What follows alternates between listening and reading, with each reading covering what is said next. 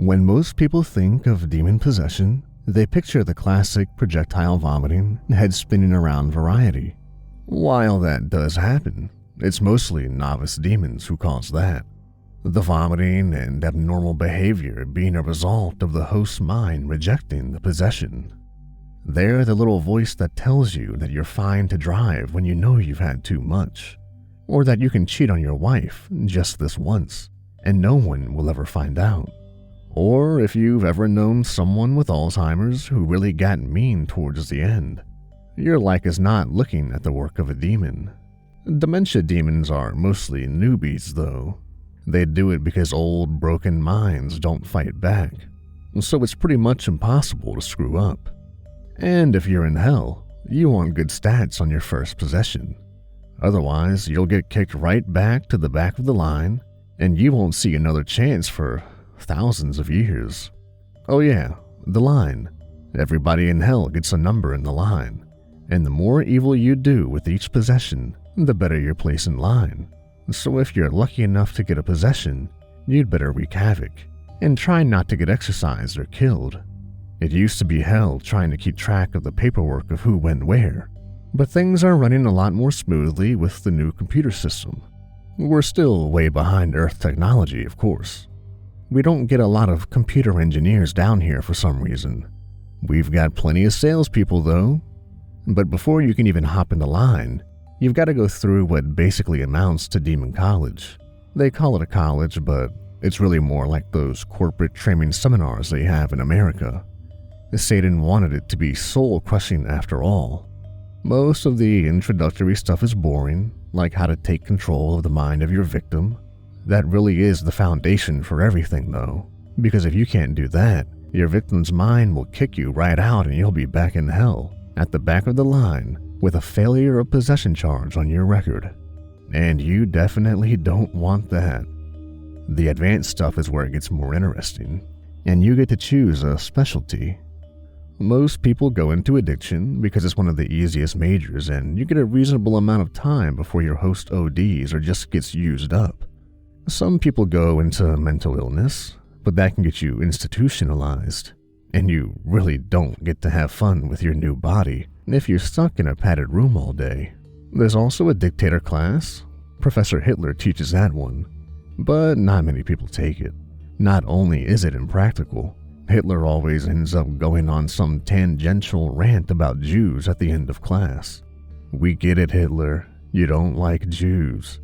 Professor Bundy's class is pretty popular, though. There are a lot of wannabe serial killers in hell, and it gives you amazing stats if you can pull it off on Earth. 10 or more victims, and you're allowed to jump the line and possess another body without going back to hell first. The last thing you should know about demon possession is how it happens. After all, you want to avoid it if you can. The most common is the Ouija board. People will accidentally summon up a demon, and by letting it control their hands, they allow their consciousness to overlap. The demon sneaks in through that window.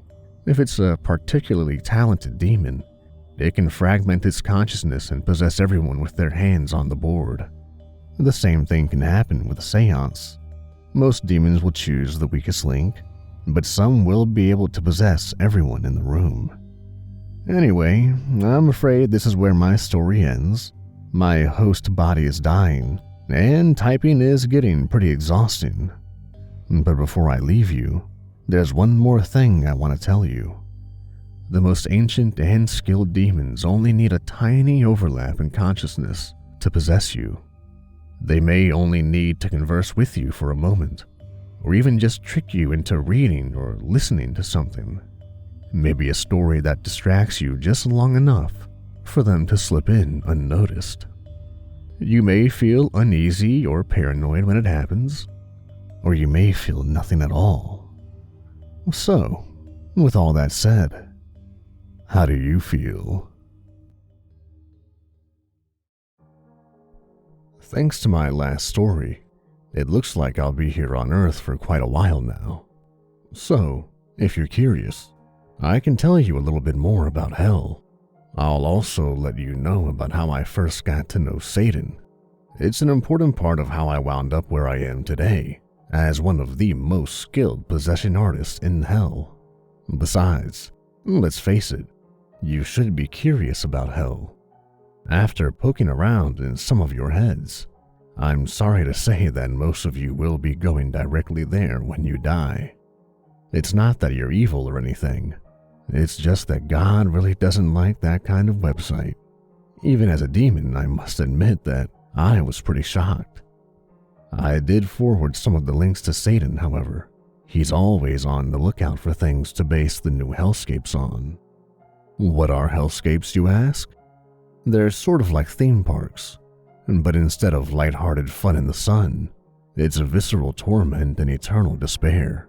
The lines are the same though, except in hell, you'd much rather be in line than on the ride. There are 7 main hellscapes, themed after the 7 deadly sins: pride, greed, lust, gluttony, envy, sloth, and wrath. There are also many smaller hellscapes based on whatever horrible ideas Satan can come up with. There may or may not be a tentacle-themed hellscape soon, thanks to some of the videos I pulled from your brain's browser history. That leads me into the first hellscape I want to talk about: lust. Lust is one of the older hellscapes, and it's also the largest. Marquis de Sade is in charge of operations here. Unfortunately, it's been under construction ever since 50 Shades of Grey was released. Hell's management wants the park to be ready for the big influx of lust-related sins when the Grey generation dies off in about 50 years. Right now, they mostly have relatively boring sins down there, like having the odd fantasy about your hot cousin. Yeah, that's right, don't worry. It's actually much more common than you think. Just kidding. You're a degenerate. But your personal sexual deviancy aside, I'll go on to tell you about some of the rides. Luckily for most people, your punishment is commensurate with your sins, and most people's lust-related sins are fairly mild. Things are a little worse for those who take advantage of women and children, though. There's the mandatory daily castration, as well as being forced to experience the assault from the point of view from each of your victims.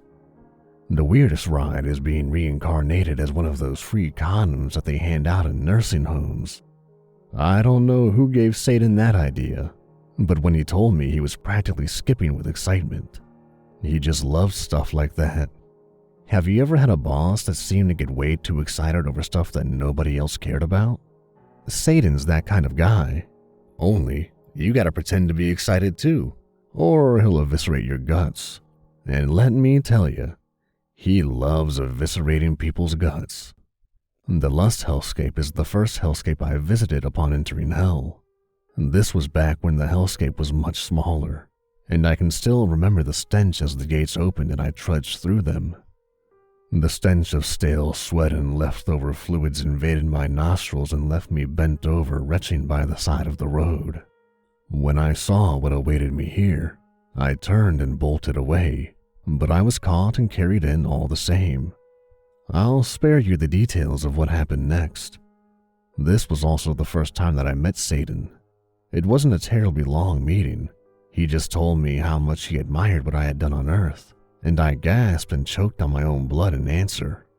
I just remember him laughing and walking off, shaking his head. Greed. John D. Rockefeller runs this hellscape, although Hell's management is considering replacing him with someone younger. They're expecting a certain prominent American politician down there very soon. The thing about the Greed hellscape is that it's mostly populated by people who were the elite of their society in their time. Commensurately, Satan created their hellscape to be shabby, even by hell standards. If you want to know what that means, just picture a slightly nicer version of New Jersey. The most popular ride in the Greed hellscape is the waiter ride. The damned are forced to experience the life of a waiter or retail worker in which every single customer is rude, but they can't quit because they need the money. After that, we have the third world factory worker ride. A lot of clothing manufacturers get sent to that one, let's just say working your fingers to the bone, isn't just an expression there. I spent a long time in this hellscape myself as a young demon, and it is the second on this list because it is the second time I got to meet Satan. He had just come to inspect a problem with one of the rides, the one where you slowly get buried alive by gold coins. Due to my egregious greed in life, I was in the ride when he came, and he was confused when he saw me. "I thought you were a wrath violator. What are you doing here?" he asked. "I've already been to Wrath," I replied, "for 200 years. 200 years?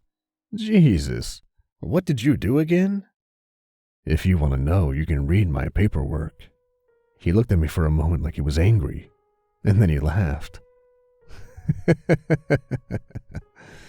Oh man, not many people have the balls to stand up to me, you know. I respect that. He smiled and extended a hand, and we shook. And then he eviscerated my guts. Pride. Pride, vanity, or arrogance will land you here. This hellscape used to be rather small and unpopular, but with the rise of Snapchat and the selfie culture, the amount of vanity offenders is exploding.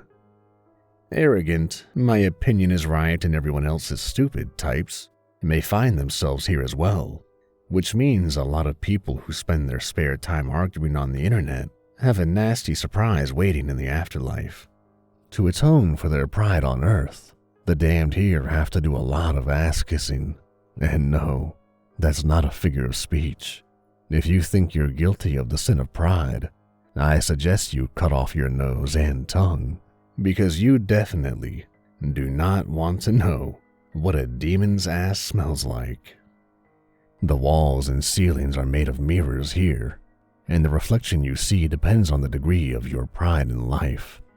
If you are just a little vain, you may only see your reflection from that time you had a really bad haircut or breakout. But if you were really proud, you get the whole face crawling with maggots treatment. The most egregious pride offenders mostly haven't made it down here yet, though. Apparently in America, they have this special kind of celebrity who everyone has heard of, yet no one actually knows why they are famous. Hell doesn't have an appropriate punishment for them yet, but Satan is working hard on one now. Maybe you have some ideas? If so, please let me know, and make it ironic if possible. Satan just loves poetic justice. Anyway, you probably guessed that this is the third hellscape where I met Satan, and you're right. I had just finished a 20-year stint as a slave when he came strolling up to me waving and smiling. "Johnny boy," he half yelled. "Good to see you. How long has it been?" "It's been 82 years, and my name's not Johnny." "Really? Oh, that's right, I'm sorry. James." "It ain't James either. What do you want, Satan?" He ignored my tone and wrapped an arm around me, grinning. "I was hoping you could help me with something, Jimmy. One of the rides in the new witch-based hellscape is broken, and the technicians are stumped. So, I thought to myself, who do I know that knows all about magic? My old buddy Jimmy, of course." He practically shouted the last part of my ear as his clawed hand patted me on the back more than a little too hard. I wanted to tell him to screw off, but I figured it was preferable to spending another 20 years working the fields for rich assholes, so I went along with him and fixed the ride. I'll wrap it up here for now, as I've already fragmented my consciousness into several bodies, and I'd like to go out and enjoy them. Sadly, I'm not talented enough to possess all of you, so the next time you have an urge to do something that you know you shouldn't, it may be me that's whispering evil notions in your ear, or it may just be your own human nature. But until that happens, relax. Read another story. No need to exert yourself. After all, a little sloth is no great sin. You probably gathered from my last story that Satan's role in hell is mostly managerial. He oversees operations in each hellscape, as well as appoints demons to head up departments and special projects. He's even considering diversifying and opening up a small chain of artisanal pastry shops on Earth. I know it sounds like a terrible idea, but nobody tells Satan his ideas are bad unless they enjoy being disemboweled. People say he was much more free-spirited and anti-establishment in his younger days, always ranting about overthrowing heaven, but that he changed after he settled down and had kids. Personally, it's hard for me to imagine a free-spirited Satan, but that was before my time. As for me, after I had helped Satan with the last park malfunction, he had promoted me to ride technician, and now I got to visit the parks as a corporate employee, which was only slightly less worse than visiting them as a torture victim. After doing so well on the witch-themed hellscape, my next assignment was on one of the big parks. Envy.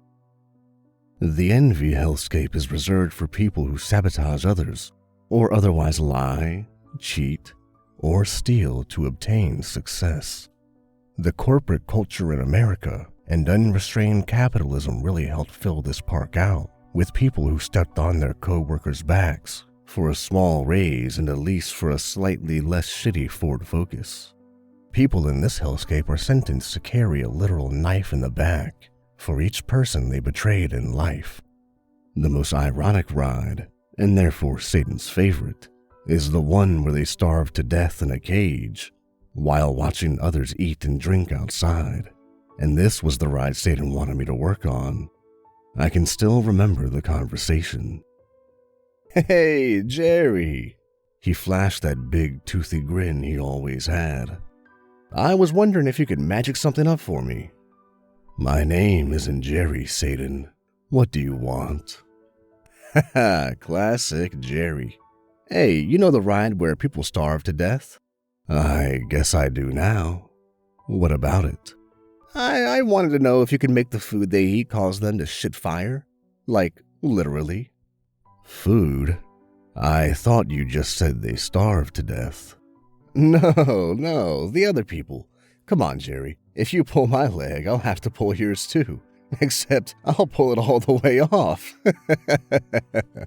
He slapped his knee and laughed at his own joke for a solid 20 seconds before going on. Just head out there and see if you can sort it out for me. All right, Jared?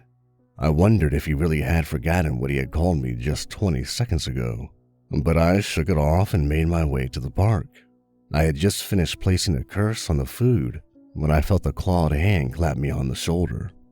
"Hey, Gary, this looks great. Hey, I brought a guy from marketing over to take some pictures for the corporate website.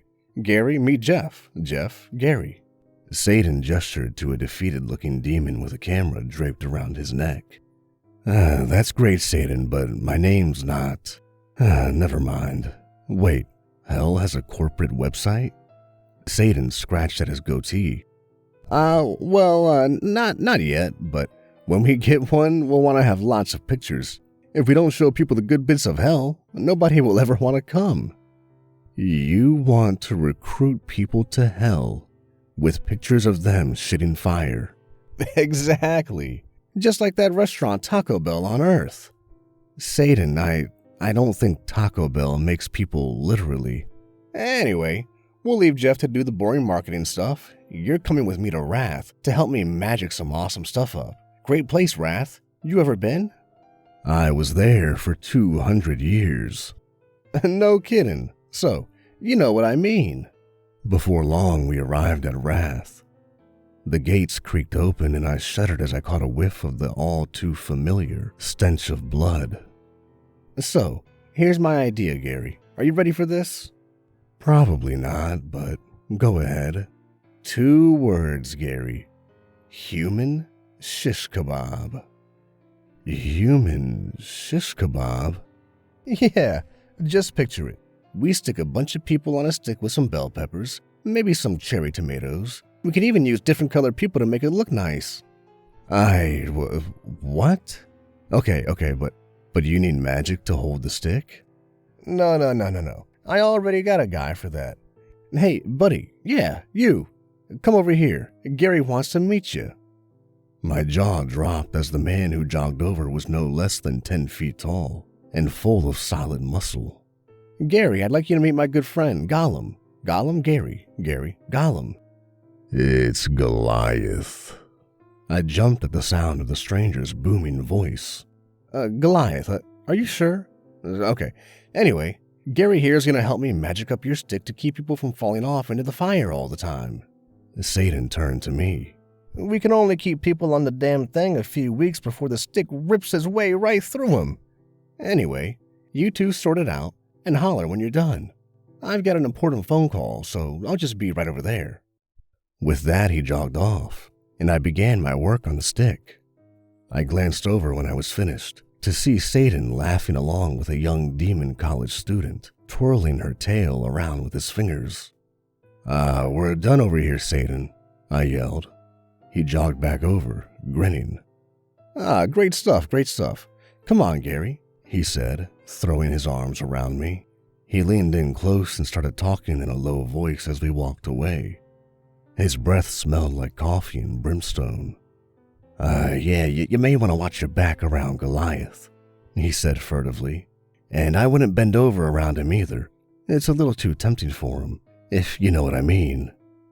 "You mean he's, That's right, Gary. A cannibal." "Well, I don't really... Wait, what?"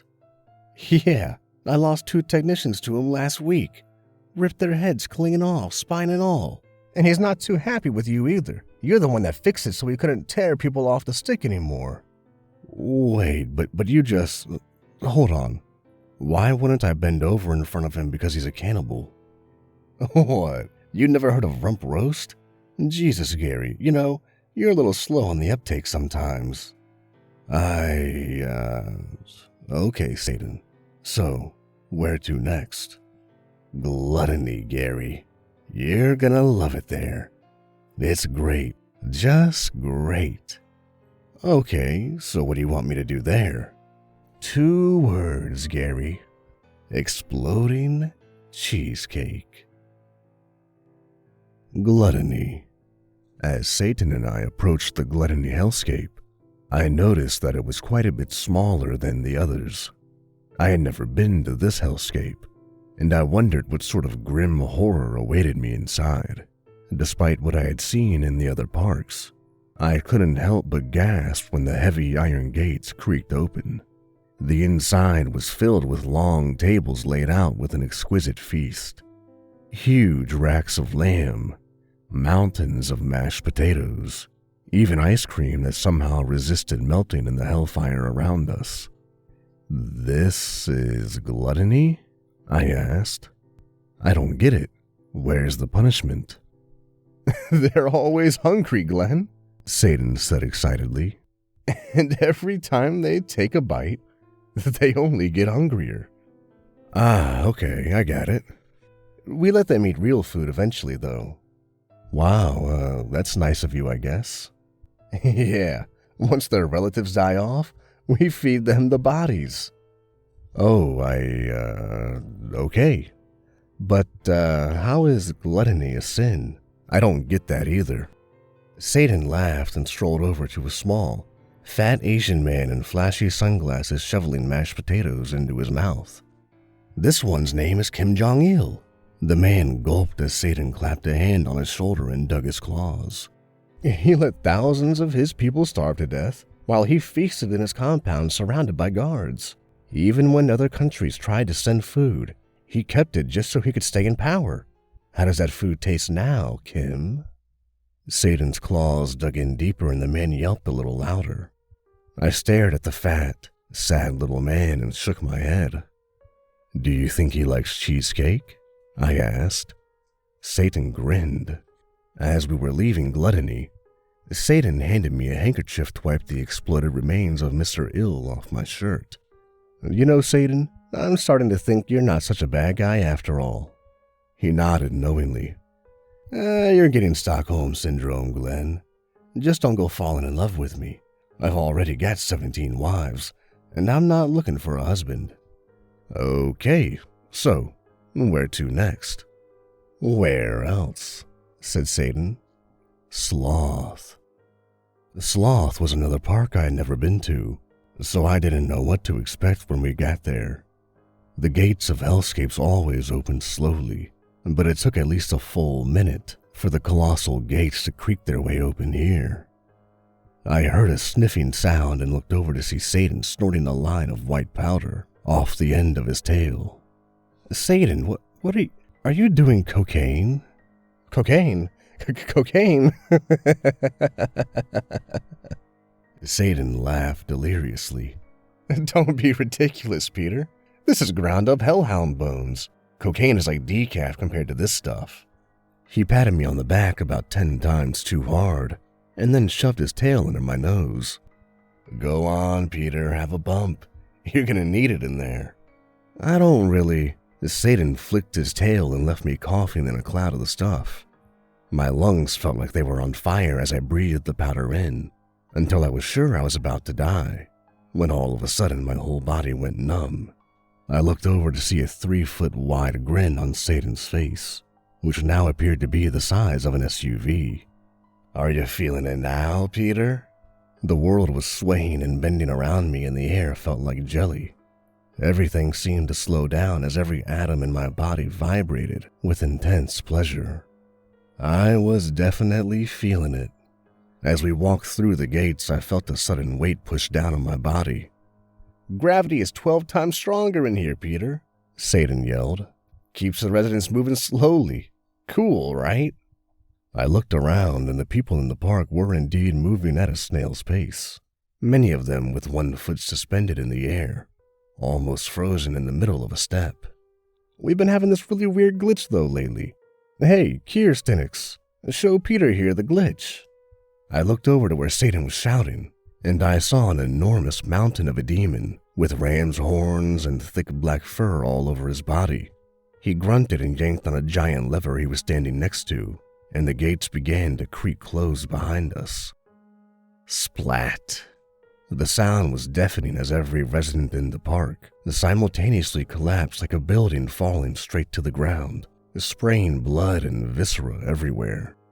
See, when the gates close, the gravity shoots way up and we have to unplug it and plug it back in to reset it. It's super annoying. We haven't been able to use the main gate for weeks.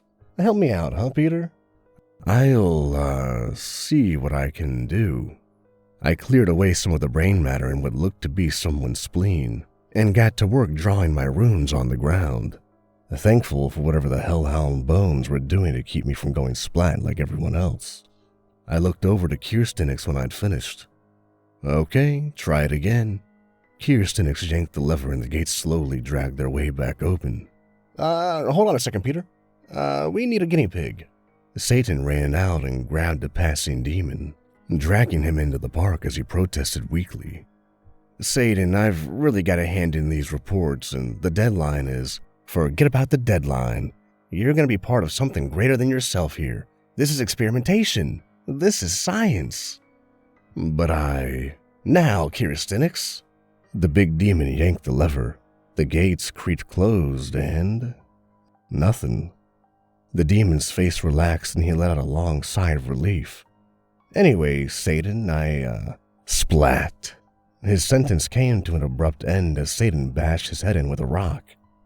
Woohoo, yeah, 10 points, Satan yelled. Sorry about that, Steve. I just got so disappointed when he didn't go splat. I stared at him in disbelief. Hey, Steve. He started elbowing me in the ribs and giggling. Steve, looks like he met his deadline after all, huh? Get it? Satan started laughing hysterically. Oh, yeah, haha. Hey, can I ask you something, Satan? Sure thing, Jason. Why is it that you can never seem to remember my name? That's a great question, Barry. Great. I've been meaning to talk to you about that. You see, I'm an ethereal being, Barry. Do you know what that means? No, not really. Obviously, it means I make all the girls go crazy. But it also means that I exist in 5 dimensions, Jackie. 5. That's almost all of them. Wait, how many dimensions are there? Don't ask stupid questions, Gerald. I'm trying to explain something here. See, you exist in 3 dimensions, and then the 4th is time. But I exist in 5, which means that I can walk through time like you walk through a hallway. You feel me, Gerald? You picking up what I'm putting down? You catching what I'm throwing? You getting where I'm going? You're saying that you're a time traveler. Don't be stupid, Eric. Time travel is impossible. But you just said... I know what I said. Listen, do you know what happens when you try to travel through time, Billy? Your mind shatters into a trillion tiny little pieces, Andy. They're so tiny, you can never put them all back together again. So that's what happened to you? That's what happens to you, Jeff. I'm gonna teach you. We're gonna break your mind into so many tiny little pieces. It'll be great, Jacob. Great. Why would I want to? Because then you can possess the souls of hundreds, even thousands of people at a time. I do remember your name, Willie. I just don't remember what time I'm in. That doesn't make any sense. It only doesn't make sense if you think about it, Alan. Don't be a buzzkill, all right? So you're saying the names belong to people whose souls I'm going to possess? Exactly, David. You are those people. Just not right now. Anyway, enough of that. Do you like white wine, Brent? Actually, I prefer. Great. Come on over for dinner. I've got big plans for you, Richard. Huge.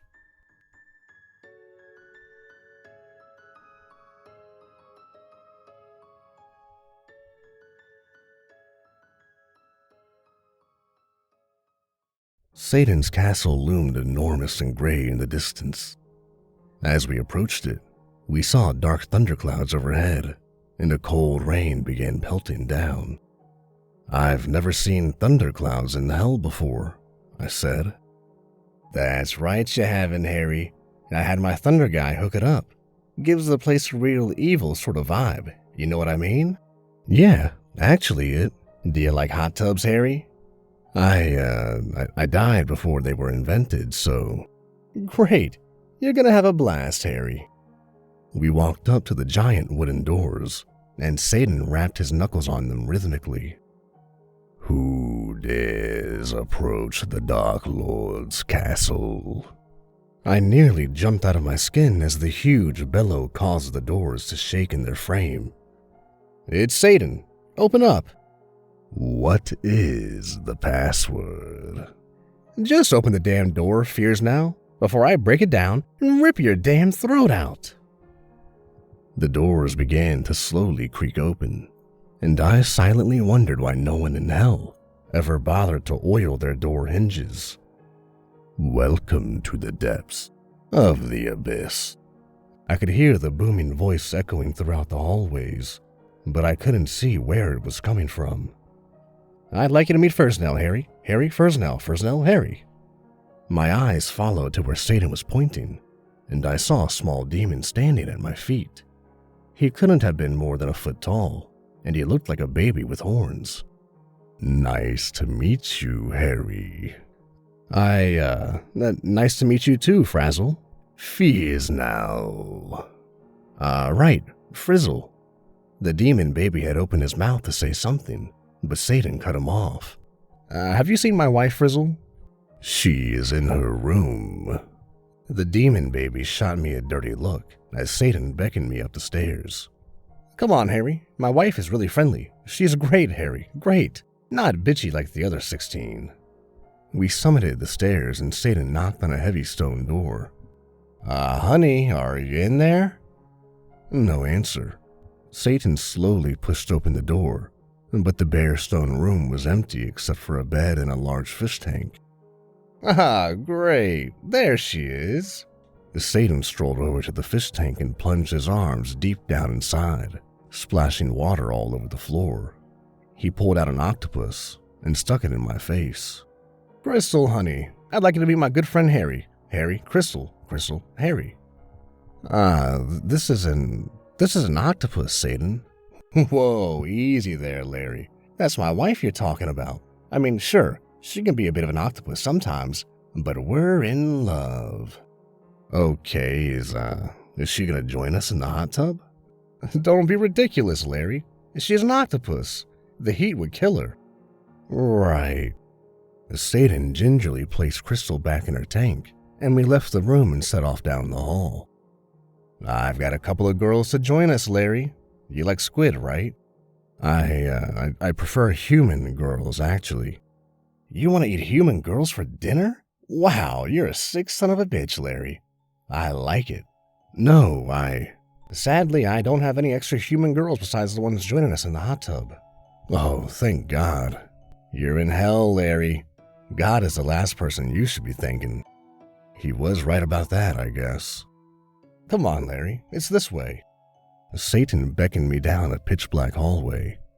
As we walked through the darkness, an eerie feeling began to settle on me like I was being watched.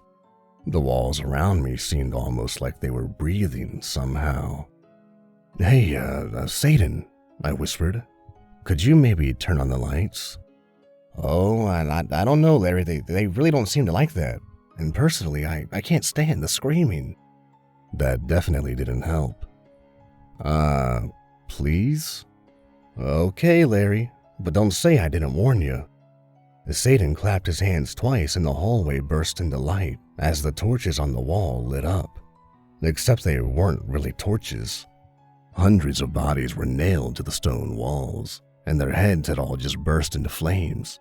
They all began screaming at once. The noise was inhumanly terrible. They're human torches, Larry. Satan yelled over the sound. You get it? Like the movie? I wondered if Satan devised his torture techniques with a book of puns and a dartboard. When we got to the hot tub, it turned out that there were actually 2 girls waiting for us. They were both tall, with blonde hair and blue eyes, and looked like they had just stepped out of a Victoria's Secret catalog. Hey, girls, I'd like you to meet Larry. Larry, girls, Reggie. Hi, Reggie, they both said, smiling. Well, go on, Reggie, get naked. Satan knocked me off balance with a particularly strong pat on the back. The girls were looking at me expectantly. What the hell? I said, tearing off my shirt and pants. Whoa, he actually did it. What did I tell you, girls? Reggie's crazy. Crazy. I've got some swim trunks over there for you, man. Put that thing away before you hurt somebody. Satan stripped down to his boxers and splashed into the tub, while I pulled on the trunks and shamefully slinked into the water. Hey, Reggie, I didn't mean to embarrass you, Satan whispered. I didn't know about your problem. My what? What problem? Come on, Reggie, we all saw it. No use pretending. It's okay. The girls have seen all kinds of weird physical deformities before. They used to work for Dr. Mengele. Satan, I have no idea what you're... Okay, girls. You're clearly making Reggie uncomfortable because of his weird penis problem. Why don't you leave us alone? Just go away to my bedroom. No, Satan, Don't worry, Reggie. I got you covered, he said, throwing his arm over me as the girls got out of the tub. We'll get that sorted out for you. I'll give you Dr. Mengele's card. He's great, Reggie. The best. You're not Jewish, right? If you are, don't tell him. Okay, Satan. You said earlier that you brought me here for a reason? Yeah, George. We're celebrating the completion of my master plan. Good job, George. What? But I haven't done anything, Satan. You haven't? Wait. What time am I in? The present? Oh, shit.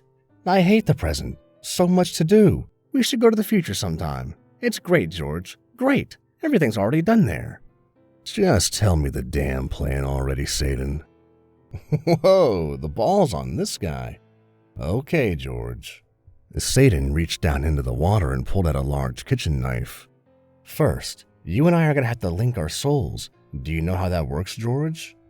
Where the hell were you keeping that knife? Exactly, George. I just need to carve a rune into your chest. Just hold still for a moment. Whoa, Satan, hold on, Son of a bitch! Satan had gripped my shoulder with one hand and begun carving the rune into my chest with the knife.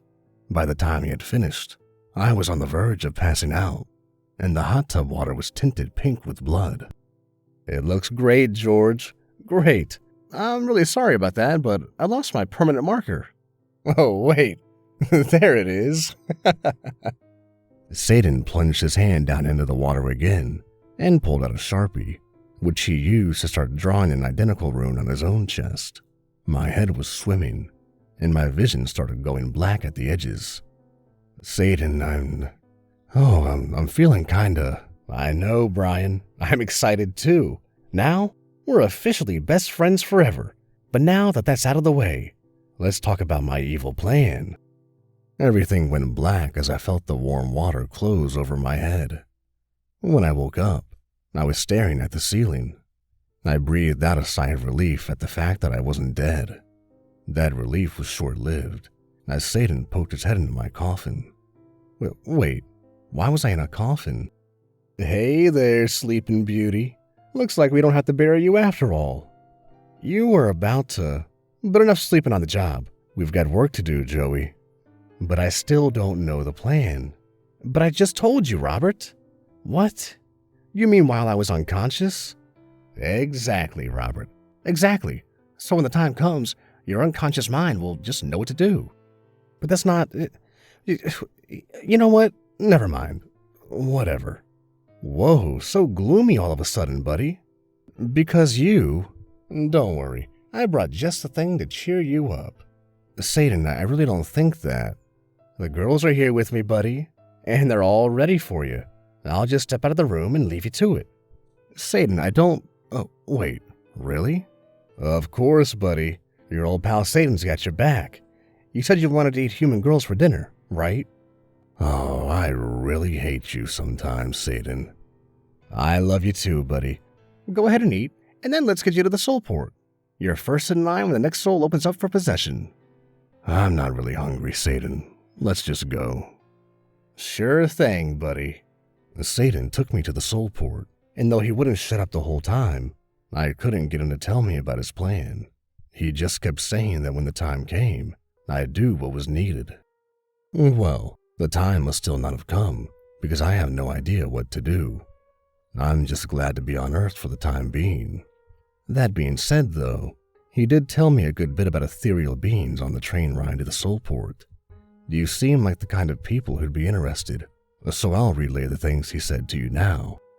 He said that ethereal beings existed in 5 dimensions, not including time. He also said that they could see other planes of existence, but not travel between them, that they were too large for the gateways. He said that the gateways between planes lie in the intangible. When I asked him what that meant, he said that meant that the gateways were held in the minds of a plane's inhabitants. That's why atheists don't go to hell. Because they don't believe in it, the gateway remains shut to them. Lastly, he said that Jesus was an ethereal being just like him, and the reason that he was able to travel between planes was because of the Bible. Though it wasn't as widely spread back then, Satan said it was much more specific. He said it conveyed the true nature of God much more accurately than the Bible today. So much so that the God people thought of when they read the Bible was almost the same as the real God.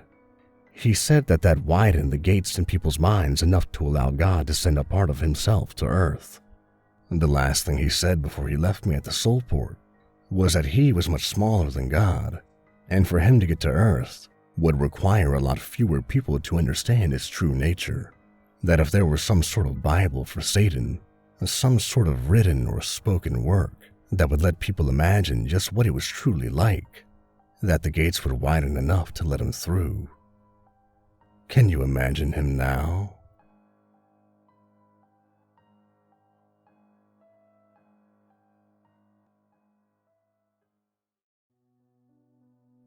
After Satan sent me through the soul port to Earth, I only got to enjoy the quiet life for a few days before he came literally crashing through my window.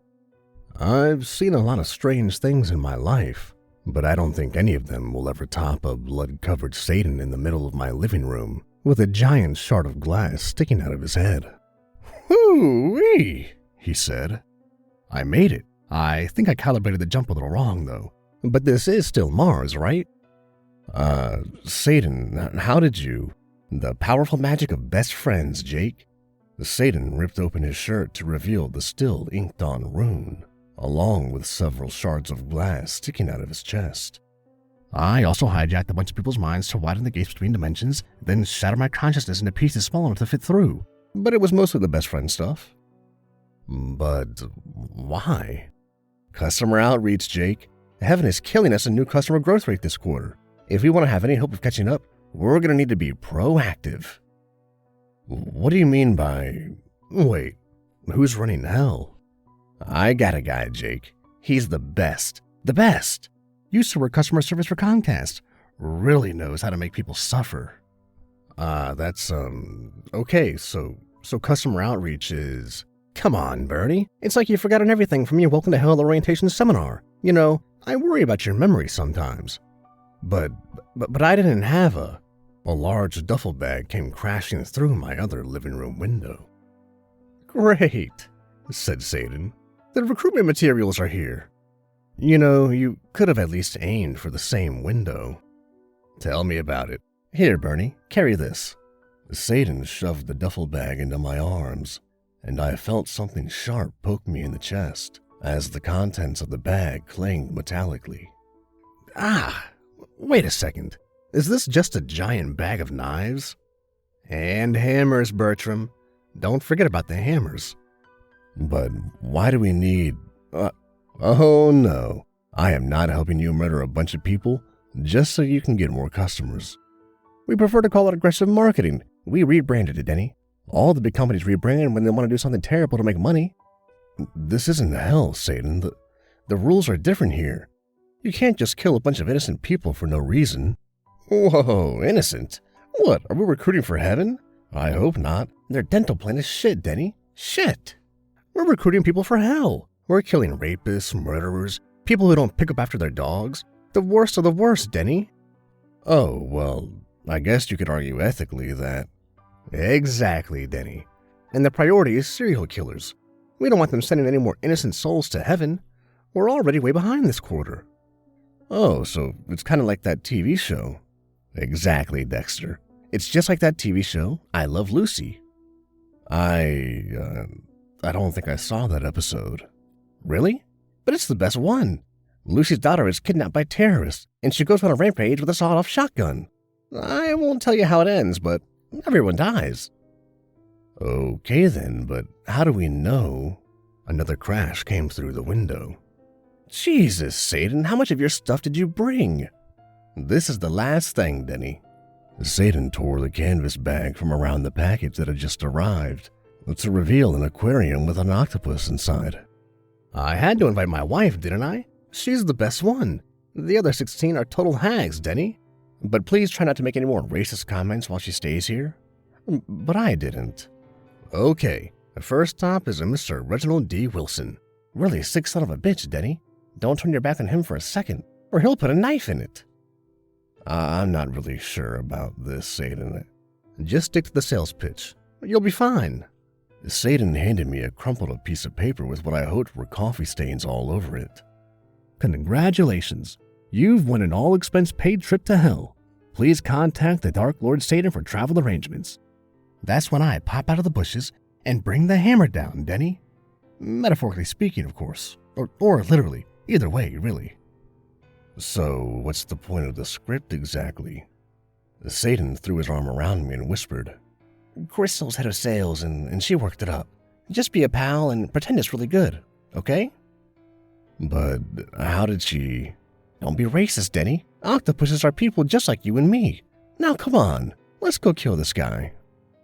We drove like a bat out of hell all the way to Reginald's house, screeching to a halt as soon as Satan spotted the place. All right, Denny, you're gonna be great. Great. Just follow the script and everything will go according to plan. Okay, what did this guy do again? Don't ask stupid questions, Denny. Just go give your pitch. I stepped out of the car somewhat hesitantly. When I made it up to the front door, I glanced back to see Satan enthusiastically giving me finger guns. I knocked on the door as softly as possible, praying that nobody would answer. Yet, right as I was about to turn around, the door swung open. Hey, who are you? Reginald D. Wilson was chubby, with thick glasses and a polo shirt. I glanced down at the script in my sweaty hands. Congratulations, you've won an all-expense-paid trip to hell. What? Is this some kind of screwed-up joke? Who the hell? Surprise! Satan yelled as he sprung up from seemingly nowhere. He clapped a hand on the man's shoulder, and the man shrieked as he disappeared in a column of flame. "Good job, Daniel," Satan beamed. "Let's go to the next pitch. But first, we should probably let the woman out of the basement." "You know what, Satan? Let's do it." Reginald D. Wilson shrieked and rattled his chains as a giant pitch-black demon beat him with a whip. "Wow, the reception's really great on this, huh, Garth?" "Yeah, I didn't know hell had a TV channel. I had the guys set it up before I left so I could keep an eye on things. It's mostly torture now, but we're also thinking about adding in some original programming. Maybe some sitcoms, a couple police procedurals. We've got a lot of great TV producers down here in hell." Satan stared at the TV, grinning as the demon swung Reginald up by the feet and began smacking him against the walls. Is anything else on?" "You can just say you don't like my TV show, Garth. No need to pussyfoot around it." Satan flipped the TV to the local news. The anchor was in the middle of some sort of breaking news story. "Say they were rescued by what appeared to be some sort of monster, along with a pale, sweaty man. Police have released this sketch of the two." A rough sketch of Satan and I flashed on the screen. Satan, what are we going to do about that?" "What are we going to do? Get laid, Del. Earth chicks go crazy for celebrities." "But the police. What are the police going to do, Del? Arrest Satan? We'll be fine. If you're going to be such a wimp, we'll just erase their memories next time." "Wait, you can erase people's memories?" "Of course I can, Del. Do you remember being raped by that giant tentacle monster in hell?" No. "Well, you're welcome. Not that you ever said thank you." "Okay, but how are we gonna..." Satan shoved an axe into my hands. "This time, it's your turn to do the killing, Del." "Satan, I really don't think..." "Come on, you heard how they described you on the news just now. Small, skinny, weak-chinned, effeminate. But they didn't actually say any of that. It was implied, Del. But next time, they'll be describing me as a pathetic human meat sack, and you as a handsome, statuesque monster with a 3-foot Johnson from hell." Don't argue with me, Del. We've got people to kill." "Oh, right. So who's next then?" "Jason P. Johnston. He runs a clothing line that uses sweatshop labor. 4 kids died in Malaysia because of him last month alone, Del. Children are pure souls, Del. Pure. Do you know how much heaven's stock goes up when a kid dies?" Heaven has stocks? Don't be stupid, Ted. I'm speaking metaphorically. Are you ready to go kill this hump or not?" I guess so. I mean, he is killing kids after all." "Great. Let's go." When we arrived at Jason P. Johnston's address, we were greeted by a huge white mansion with a large iron gate out front. "Wow, sweatshop labor really pays off, huh, Ted? I think I'll start running hell with people like Jason P. Johnston. We can even start our own clothing line. It'll be great, Ted. Great. People still wear human skin, right?" Sorry, Satan. I don't think so." "Really? What a waste. What do they do with you when you die? Just dig a big hole in the ground and chuck you inside?" Actually, that's exactly. Humans are ridiculous. Next, you're going to tell me they just throw healthy organs away while people are dying of disease." "All right. Looks like he's got an intercom. I need you to pretend to be a sexy lady, so he'll let us in." Okay. Wait. Why do I have to be the lady?" "Come on, Ted. You heard what they said on the news. You're a nice guy, Ted, but you're basically just a 12-year-old girl with an Adam's apple." "But they didn't." Satan buzzed the intercom and Jason P. Johnston's voice came through. "Hello? Who's there?" Hi," I stammered out in an unnatural falsetto. "I'm a sexy lady." Satan started snickering and the voice came through the intercom again. "I can see you on the camera, jackass. Oh, in real cute devil costume. You know Halloween isn't in June, right?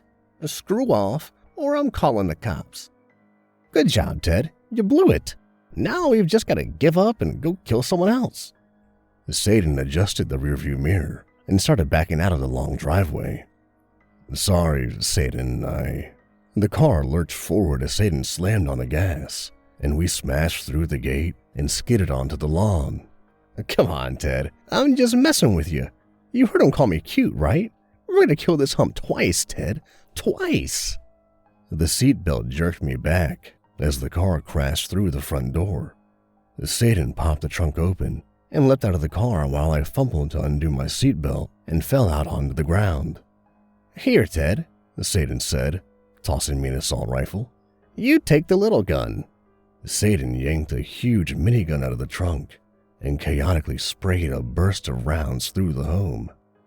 Jason P. Johnston, I'm calling you out. He paused for a moment and waited. Huh, I thought that would work. Nobody ever has the balls for a standoff anymore. All right, come on, Ted. I can smell him this way. Satan ran off with the minigun, and I chased after, hugging the assault rifle to my chest. When we found Jason P. Johnston, he was huddled in the corner of his bedroom, shaking. He threw his hands in the air when he saw us. Look, just take whatever you want, okay? Just take what you want and go. Oh, we will, Jason, Satan grinned. Go on, Ted. You know what to do. Right, I said, shouldering the rifle. Wait, what are you doing, Ted? Satan asked. Killing him? No, the sales pitch, Ted. Read the sales pitch. Oh, I patted my pockets. I must have left it at the house. Oh, wow, Ted. Crystal's gonna be so disappointed. And she already doesn't like you after all those racist comments you made. Sorry, Satan. It's okay, buddy. Let's just kill this guy, and we'll talk about it when we get home. Oh, right. We both turned to look at Jason P. Johnston, still huddled in the corner. His mouth was hanging open loosely. What the hell are you guys? He said. I tried to think of a cool one-liner. Something Satan might say, but I couldn't think of anything. So I just shot him in the head. Satan grinned at me. Come on, Ted. Let's go home and watch TV. There's a new show I really want to check out.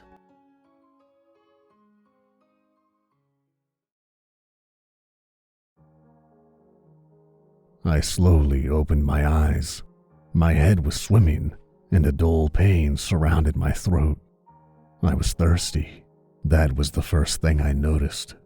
I licked my dry lips as my surroundings faded into focus. My body ached, and I realized it was because I was tightly bound to a metal chair in the middle of an empty room. The barren concrete walls were stained and dirty. The floor beneath my feet was cold and slightly wet. A single bulb lit the room, dangling from the ceiling by a string. It cast moving shadows, and I blinked back darkness. An open door stood before me, but I couldn't see anything but the wall of a hallway. I tried to clear my head, tried to remember how I got here. I squeezed my eyes shut and forced myself not to panic. I slowed my breathing and focused my thoughts, desperately trying to summon some recollection of why I was here. I couldn't remember anything. I opened my eyes and exhaled, my parched throat throbbing. I could hear sound echoing off the hallway walls outside the door. Screaming, clanging, howling, all very distant, but that did nothing to calm my nerves. Hello? I cried, the word tearing at my vocal cords. I felt my chest hitch in pain, but I cleared my throat and yelled again. Is anyone there? Hello? The dark hallway remained silent except for the constant echoes. I shut my mouth and tried to wriggle free of my bindings, but the rope was knotted impossibly tight. I fought back against my imagination as it flooded my mind with horrific scenarios of what awaited me. If I could only remember. Suddenly, footsteps erupted from outside the door, a rapid patter of small feet. My hopes rose and I trained my attention on the door, praying it was help. A young boy ran into the room, dressed in a red onesie, complete with padded feet. Stretched over his face was a plastic devil mask. The eye holes revealed massive blue eyes that greeted me curiously. Taken aback, I opened my mouth to speak, but that's when I noticed something was off. His eyes were huge, impossibly round and bulging from their sockets. It sent a shiver of unease down my spine, but I shook it off. This child might be able to free me. Hey, I hissed urgently. Hey, kid, can you get me out of here? The boy took a step closer, cocking his head, but remaining silent. I rattled my bound arms against the chair. Cut me free, please. I shouldn't be here. This is some kind of mistake. The boy eyed me behind his strange mask and stopped directly in front of me. He leaned in close and whispered, his voice like wet silk. You did a bad thing. Confused, I shook my head. No, this is a mistake. I didn't do anything. The boy's enormous blue eyes suddenly filled with sadness. Oh, you did a really, really bad thing. I shook my head again, violently. No, I'm sorry. I don't remember. Just please get me out of this chair. Suddenly, before either of us could speak again, a man came charging into the room. He was overweight and dressed in overalls. His grizzled face twisted in seething anger. He was holding a sawed-off shotgun in his arms. I didn't do anything, I cried as he advanced on us, my voice cracking. I'm not supposed to be here. The big man ignored me and instead grabbed the kid and shoved him hard against the wall. The boy grunted as his back struck the concrete and his eyes rose to meet the grizzled man's. Wordlessly, the man raised his shotgun, placed it against the boy's forehead, and blew his head off. Chunks of gore splattered the wall as shock slugged me in the stomach like an iron fist. My ears rang and time seemed to slow as I watched in horror as the headless body crumpled to the floor. My breath rushed back into my lungs and time seemed to readjust. Jesus fucking Christ! I screamed, straining against the ropes, my eyes bulging in horrific shock. What the fuck? The man ignored my screams as he bent down and picked up the boy. He slung the ruined corpse over his shoulder and walked out the doorway. Suddenly, the hallway erupted with malicious laughter, a chorus of voices all howling in glee. I shut my eyes, the noise deafening, as absolute terror filled my every pore. After a few moments, the laughter faded and I cautiously opened my eyes, unable to believe what I had just witnessed. Hello. I jumped as I realized there was another man standing before me. He was dressed in a simple, white button-down shirt and jeans. His brown hair was cut short and he appeared to be in his early 30s. His green eyes were dull and lifeless, his full lips pulled down at the corners.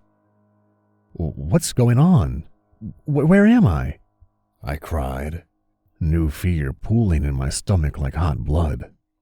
The man crossed his arms. So, you're the new guy, huh?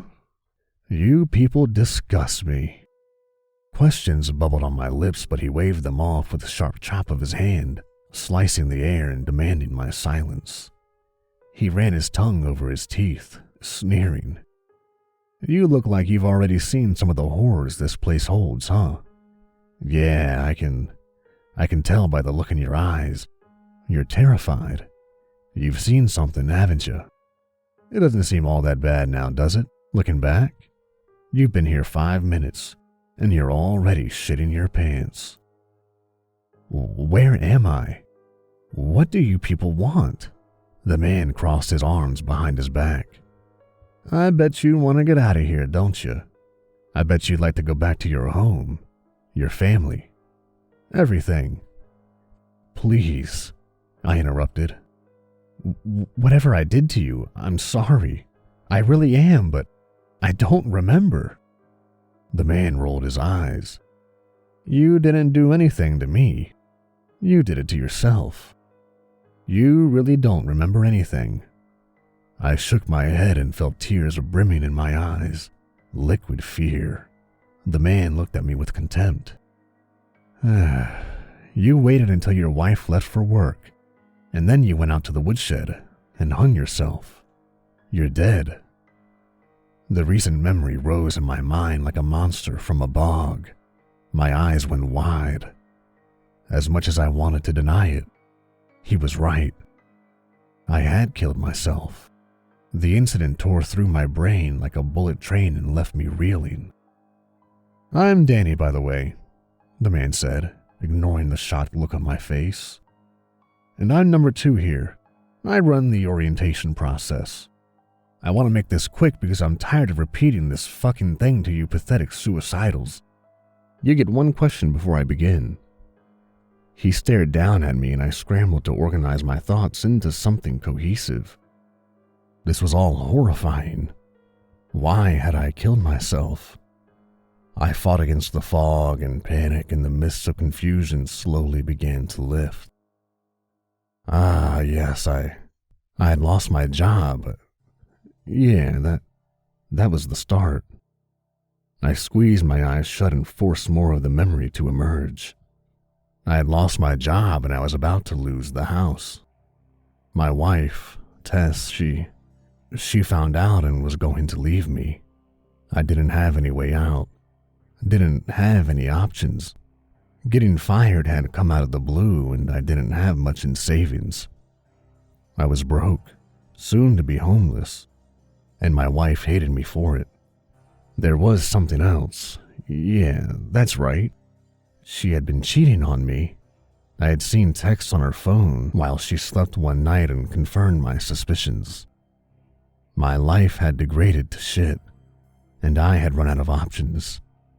Humiliated and ashamed, I had decided death was my only option. Hey, asshole, do you have a question or not? Danny said, snapping his fingers in front of me. I was sucked back into reality, and I asked the only question that mattered. Is this hell? Danny snorted. That's always what you people ask. He began to pace back and forth in front of me. No, this isn't hell. It's not heaven either. This is the Black Farm. And no, I didn't name it that. This is where God sends the souls of those who have ended their own life. Suicidals. You see, he doesn't really know what to do with you, and neither does the devil. There are genuinely good people who kill themselves. It seems cruel to banish them to hell for all eternity for a moment of weakness, right? Personally, I think God and the devil were just tired of arguing about it. And so, they send them here, to the Black Farm. Did God create this place? I asked, growing more and more confused. Danny spit on the floor, chuckling. Sure, at some point, but he lost control of it when he put the pig in charge. What's the pig? I asked, unsure I wanted to know the answer. Danny held up a hand, annoyed. Can I fucking finish? God created this place, eons ago, put the pig in charge, and then forgot about it for a while. Well, when his back was turned, the pig decided to use his new powers to try and create his own little world. This mess you see around you is the fractured remains of that experiment. The Black Farm used to be a lot nicer, but the pig wanted things to be different. He wanted to create his own vision. These people you see, these monsters, they are the pig's attempts at creating functioning life. Instead of mirroring God's earth, these mutated, horrible creations are full of sin and hatred. They run rampant around here, unabashed. This place is chaos. The Black Farm is a circus of freaks and monsters, and it's your eternity. Fear boiled in my gut like thick oil. No, this couldn't be my end. I didn't believe in stuff like this. This wasn't real. I would wake up soon and realize I was just having a nightmare. That had to be it. Danny stood before me and lightly slapped my face. Hey, don't go into hysterics on me. I haven't finished yet. I raised my teary eyes to meet his. Danny smiled. You can always feed the pig. My breath pushed from my lungs like burning steam. What does that mean? Danny spread his hands, still smiling. It's as simple as that. Feed the pig. If you do so, there's a chance he'll send you back to your life. And what happens if it doesn't? I bumbled. You get sent to hell. So flip a coin if you have one. Stay here with us, or feed the pig. If you choose to stay, I'll let you go out there, he said, pointing towards the door. But let me assure you, what awaits you at the end of the hallway, well, let's just say that hell isn't that much worse. I swallowed hard, trying my best to digest everything. Why wouldn't I try feeding the pig? Whatever that meant. If there was even a sliver of hope, I would take it. An eternity in this place, the Black Farm, be sent to hell, or feed the pig. I would do anything for a chance to go back. This nightmare made my problems seem nothing in comparison. Danny raised a hand before I could speak. I'll let you think on it a while. I'll be back later. I want to feed the pig, I cried, not wanting to spend another second in this awful room. I could hear a woman screaming down the hallway, her cries rising as something meaty pounded into her. My breath came in sharp pulls and my throat burned. Danny noticed the noise and grinned. Sounds pretty bad, huh? He said softly as the woman's voice creaked with agony. Something was still slamming into her, the sound of beating flesh igniting my imagination with horrors. Please, I gasped, breathless.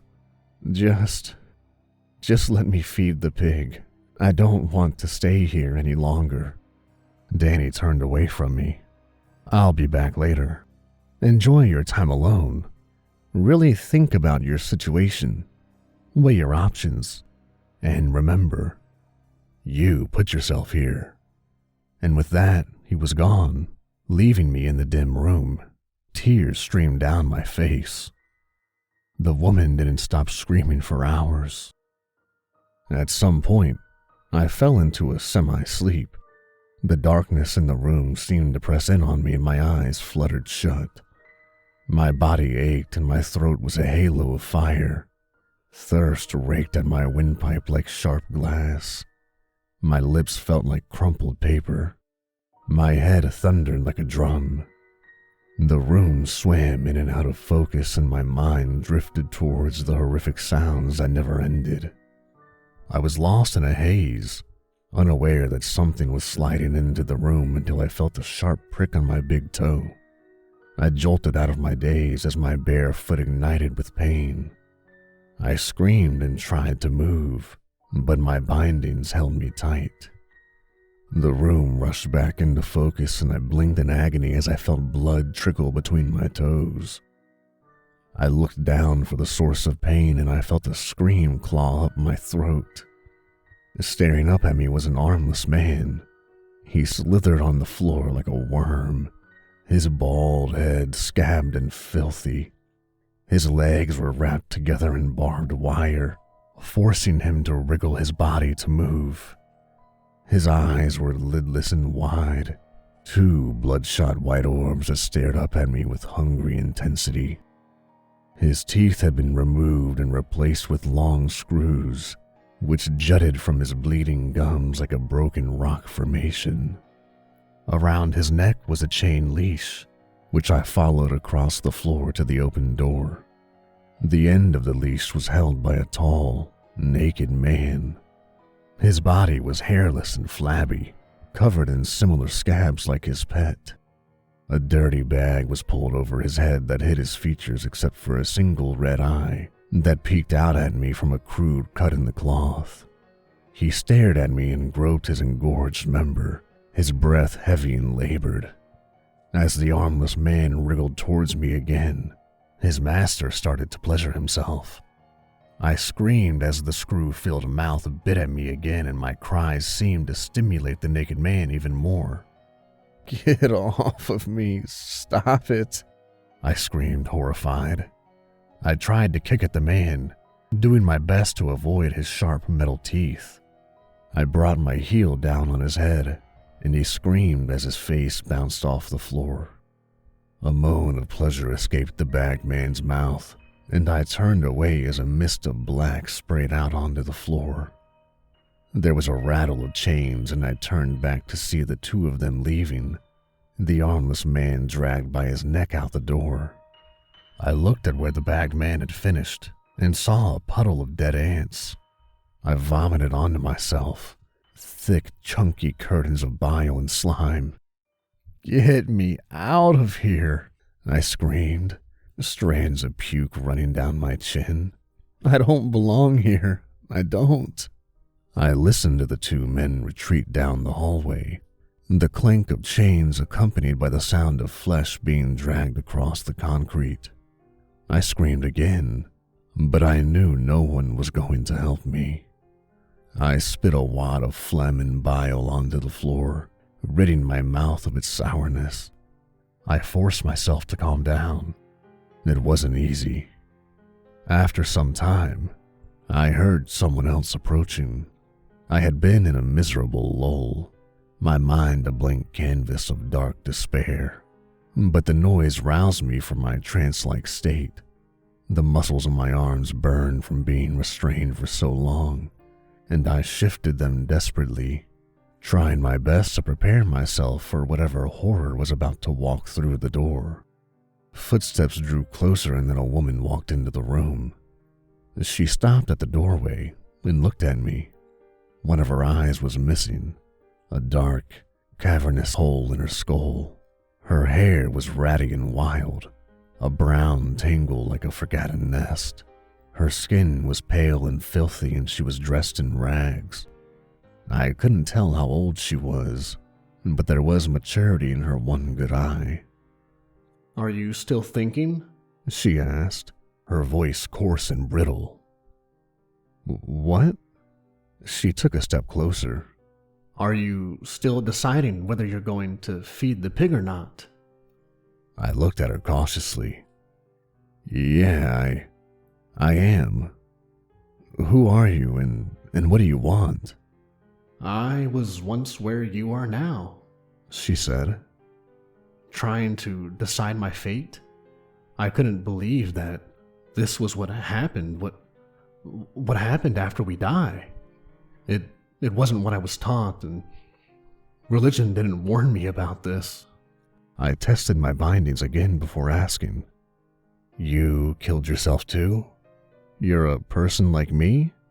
You're not one of those creatures?" She snorted. "Breaks my heart you have to ask, though." She touched the hole where her eyes should have been. "Though I can understand your caution. Yeah, I'm a suicidal. I've been here a long, long time, but that was my choice. I decided to chance it here." I motioned with my head towards the door. "What's out there? What is all this?" She exhaled heavily and leaned against the wall. "I can't even begin to describe this place. It's like nothing you've ever seen. You walk down that hallway and go out into it, and..." She swallowed. "You'd have to see it to understand." "How bad is it? Why are all these mutated people hurting and killing each other?" I asked. She let her head loll back against the wall. "It would take years for you to fully understand this place. Years that you don't have. Right now, you have to make a decision. Stay or feed the pig. They tell me hell is worse than here, but it can't be by much. Monsters and suicidals roam the Black Farm, killing, raping, brutalizing, and then you wake up and wonder how long you can survive before before something else kills you. It's an endless cycle. So why did you stay? I pressed. Why didn't you feed the pig? I don't even know what that means, but I would do anything for a chance to go back. I can't stay here. I just can't. She smiled sadly at me. Why? Why did I choose this? It's simple, really. I'm a coward. I was a coward when I was alive, and I'm a coward in death. When it came down to it, when the moment presented itself, I chose to stay here. I didn't know what awaited me outside. It boiled down to a simple choice fueled by my own fear.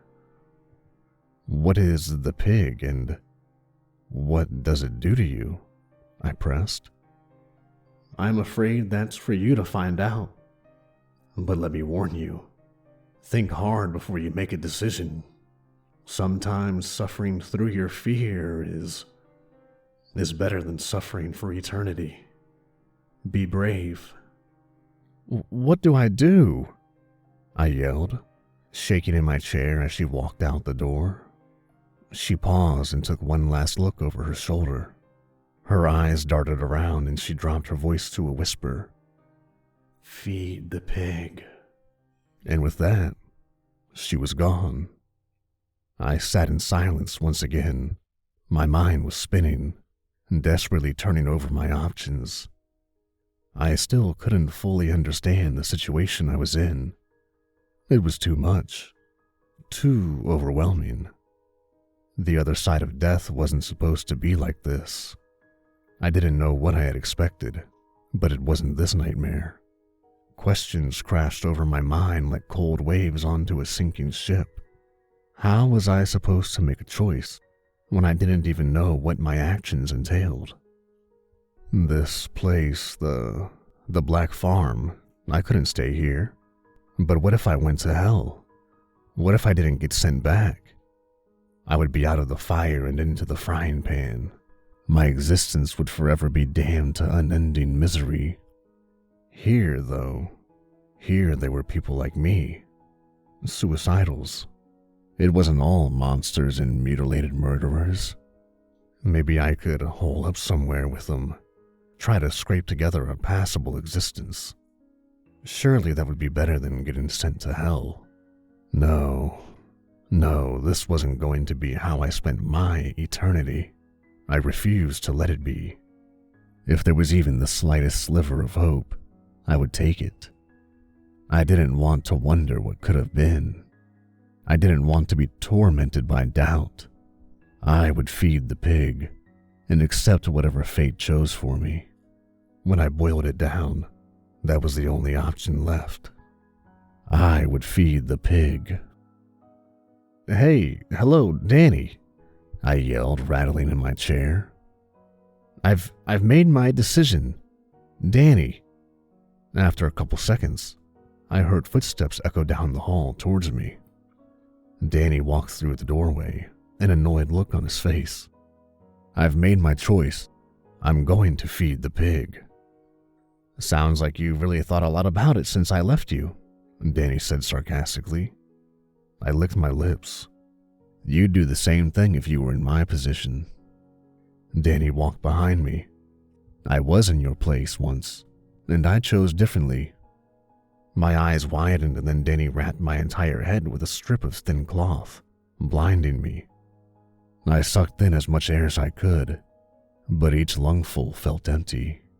I felt Danny cut me free from the chair and my body sighed as my stiff muscles were released. I rolled my shoulders as my hands were released and I moaned with relief.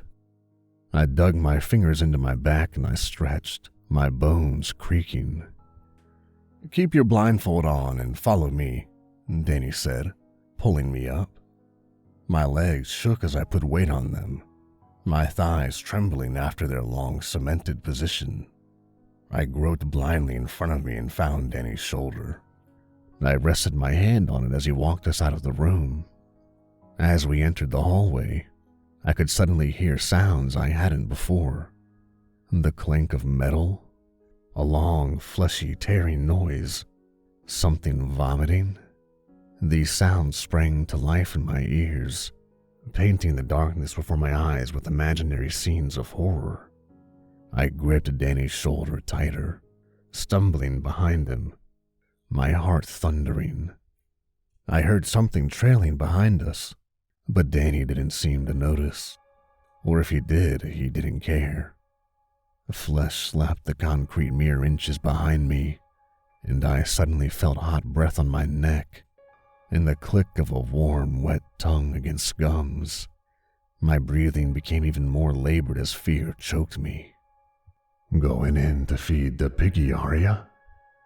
Something whispered in my ear. I felt something press against the back of my head, and I tried not to think about what it might be. It was wet and slimy, and I heard the thing chuckle. "He's un hungry piggy. You make sure he gets his meal now." The thing whispered again, its voice low and unlike anything I had ever heard before. It was like a series of grunts and moans jumbled together to form broken words. I heard the thing retreat back to wherever it had come from, and I continued to follow Danny. He remained silent as we walked, and I could feel shifts in the air. The thick heat gave way to a cooler, almost pleasant temperature. But then it kept decreasing, and soon I was shivering violently against the cold. I couldn't see anything, but I felt a breeze on my face, like we were outside. I didn't hear Danny open any doors, but nothing about this place was natural. It was like reality blurred and bled into itself, like reels of film melting together. Teeth chattering, I was suddenly blasted with intense heat, and I gasped. My feet tripped over themselves as the terrain changed, and I was suddenly walking on what felt like warm iron. My ears were filled with the sound of blazing furnaces and the clash of working machinery. I couldn't see it, but I felt like there was a vast, open expanse overhead. I smelled ash and tasted dirt on my tongue, sweat already forming along my spine. Suddenly, I crashed into Danny as he came to a halt. Quickly, I backed up a few paces and muttered my apologies. I could hear movement in front of us, a rustle of chains and an odd clinking sound on the metal floor. Something else, too. Something snorting. And then the room filled with a deafening sound of an immense pig squealing. I covered my ears, head splitting at the high-pitched wail. I grit my teeth as the noise echoed off the metal and faded into a series of snorts and grunts. It sounded absolutely enormous. "I've brought you another one," Danny announced, a slight tinge of respect lining his voice. "He wants to feed the pig." I waited, expecting to hear some answer, the cloth around my eyes sealing my sight to darkness. I realized my knees were shaking and my back was coated in sweat. I was terrified. "If that is what you wish," Danny said, and I felt him bow under my hand. Apparently some unseen conversation had just happened, and Danny took my wrist and pushed me forward. "Approach the pig," he instructed. My whole body trembled, and my knees locked into place. Robbed from sight, I raised my hands, trying to get my bearings, the heat and ash filling my head with nausea. I felt like I was going to throw up, my stomach rolling like a dead sea. I didn't know where I was or what horror lay before me. I felt lost and tiny, a fresh splash of tears dripping from my eyes and soaking into the cloth around my face. Danny was suddenly behind me, pushing me forward. He guided my hands towards something as we stepped together in unison. Even with the cloth around my face, I could see a giant mass of towering darkness before me. It was a spot of black on an already darkened canvas. As we walked forward, I was suddenly assaulted by a horrendous smell and I gagged, turning away. Danny's grip tightened and forced me to continue. I could sense something just in front of me, a living, shifting mass of flesh. The smell increased to a wretched level, and I gagged again. Then hot air was being blown on my face, a blast of heat that came in repeated short bursts. I vomited into my cloth, the source of the smell stemming from the hot air. I choked as the bile gushed over the fabric, soaking it and momentarily cutting off my oxygen. Danny slapped my hands, and I took a few seconds to steady my breathing again. I was openly crying now, fear and misery collapsing my willpower. The wet cloth stunk as I sucked in soggy breaths. My own stomach acid coated my skin, and I begged for all of this to be over. And then something squealed directly in front of me. I felt my bladder go. I was standing before the pig. It was the source of darkness in my obscured vision. A fat, titanic creature that filled my senses with every breath that blew into my face. Danny raised my hands, and suddenly I was touching the pig's snout. I recoiled immediately, but Danny forced my hands back. Its fur was stiff and brittle, and as my shaking hands explored up its nose, the size of the animal became clear to me. It was gigantic and had to weigh over a ton. Its flesh wiggled under my sweating hands, and it opened its mouth slightly. My fingers curled around teeth the size of kitchen knives, and I realized its mouth was absolutely cavernous. The pig squealed again, and I heard its hooves clack against the ground. It sounded like thunder rolling across an open field in the middle of summer. "Take this blindfold off, please," I begged, my legs turning to jelly. Danny had taken a few steps back, and I heard reverence in his voice. "You don't want to do that." I jumped as the pig nudged me with its nose, the wet circle of flesh squishing against the length of my face. I shuddered away, raising my hands and emitting a cry of fear. "Feed the pig," Danny instructed, his voice like cold steel now. "You made your choice. Now live with it. It's the only chance you have of going back. Or maybe the pig won't like how you taste and send you to hell. Only one way to find out." "Please," I begged, turning towards Danny's voice, reaching out blindly. "Please, there has to be some other way. Don't make me do this." I was a mess of snot and tears, my words bumbling from my mouth like a toddler. And Danny stepped forward and spun me back to face the pig. "Do it. You made your choice. It will all be over soon. This is your only chance." I could feel the pig breathing onto my face, its snout mere inches from mine. The smell and heat it emitted made me want to vomit again, but I held it back. This was insane. This wasn't happening. My mind spun and twisted in chaos and fear. There had to be some other way. I couldn't do this. I could not do this. Suddenly I remembered the words of the woman. "Sometimes suffering through your fear is better than suffering for eternity. Be brave." This was my only chance to get back to the world of the living. I had made such a terrible mistake in killing myself. If I could go back and change my life, I wouldn't have to spend eternity here. I could change my ways and ensure a spot somewhere else, somewhere away from the pig. But what if it decided to send me to hell?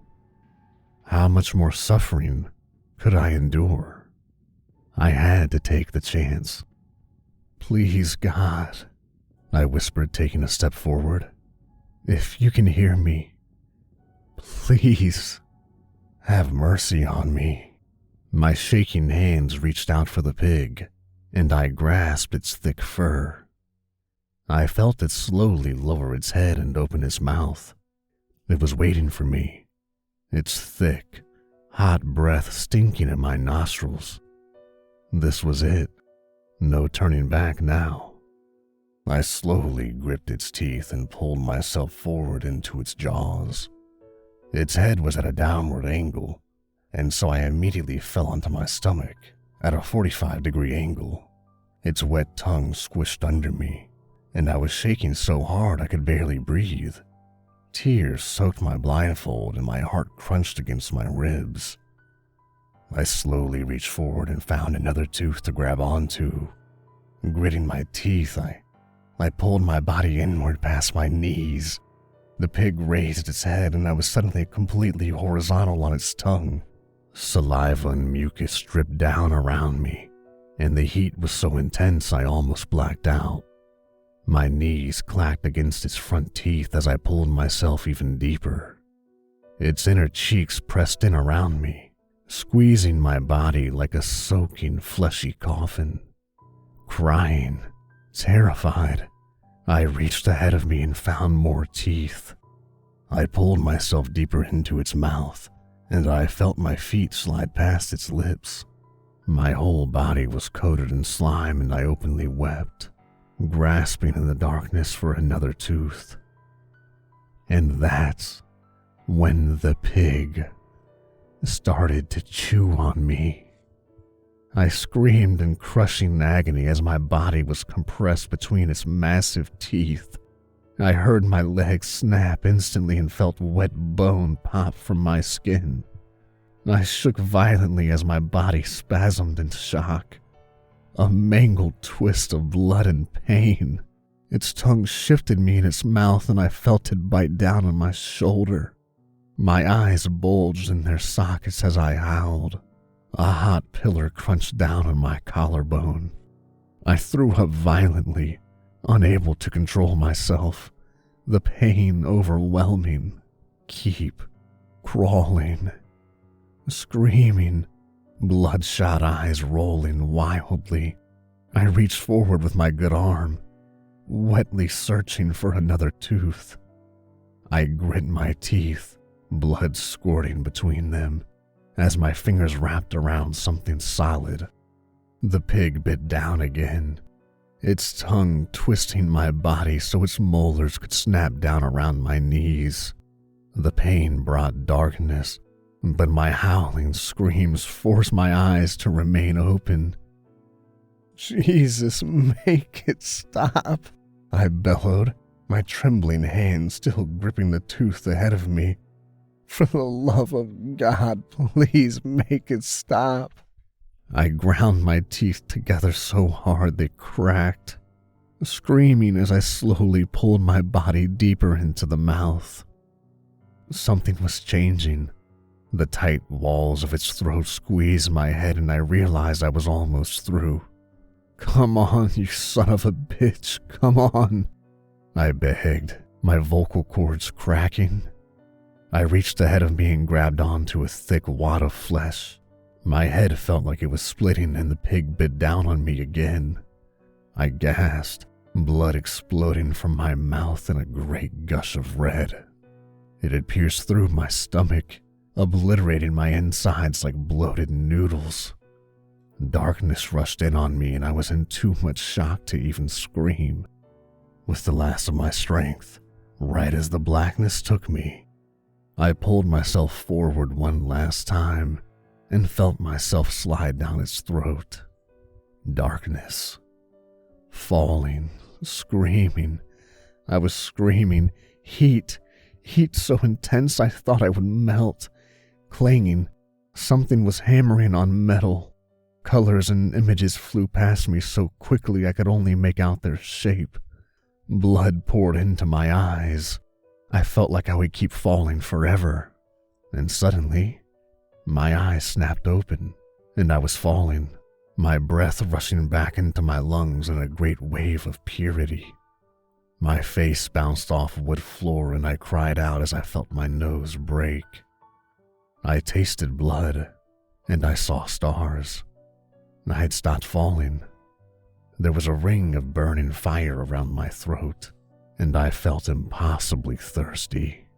I was lying on the floor. I slowly opened my eyes again, and the darkness began to fade like morning mist under a hot sun. Colors blended together, and shapes came into focus. I was in my woodshed. I reached up around my throat and grasped at the source of heat. It was the rope I had hung myself with. But now, it was severed, releasing me from the grip of death. Relief rolled over me in overwhelming waves of thanks. I curled up on the floor and sobbed, tears dripping from my eyes onto the dirty floor. My body shook, unbroken as I wept, wet, hoarse cries rising from my quivering lips. I had been spared. I was alive again. From my spot on the floor, I turned my eyes upward, my voice cracking. "Thank you, God. Oh, thank you." I fell into another fit of uncontrollable sobbing. "I promise I won't waste my life again. I promise I'll make things right. I'll fix everything." I don't know how long it was before I got up. Time seemed to stretch for eternity. My mind refused to rebuild, the horrors of what I had just witnessed crushing me. But I knew I would do everything to make the most out of my life. I was going to live every day to the fullest. I would devote myself to helping others in dark times. I would reach out to as many suicidals as I could and try to save them from what awaited on the other side. I didn't want anyone else to have to witness the horrors of suicide. And I didn't want anyone else to have to feed the pig.